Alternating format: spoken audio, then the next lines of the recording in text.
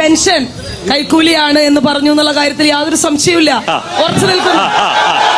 18 മാസത്തെ കുടിശ്ശിക കൊടുക്കാത്ത യുഡിഎഫിന്റെ ആൾക്കാർ ഇവിടെ വന്ന് പറയണ്ട. മറുപടിയുണ്ട്. കേന്ദ്രത്തിന്റെ സാമ്പത്തിക ഉപരോധത്തിന്റെ ഭാഗമായിട്ട് സാമ്പത്തിക ഉപരോധത്തിന്റെ ഭാഗമായിട്ട് 6 മാസം കൊടുക്കാൻ സാധിക്കാതെ 18 മാസം 2014 ഗവൺമെന്റ് കയറിയപ്പോ അന്നാണ് കുടിശ്ശിക മുഴുവൻ കൊടുത്തു തീർത്തത്.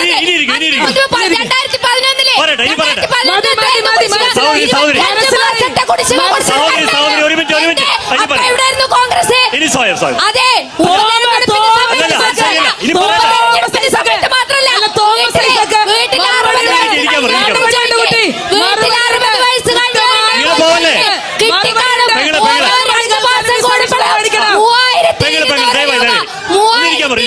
രൂപ പിണറായി വിജയൻ സർക്കാർ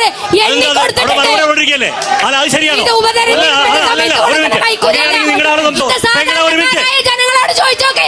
ഉപതെരഞ്ഞെടുപ്പിന്റെ സമയത്ത് ചോദിച്ചോക്കെ.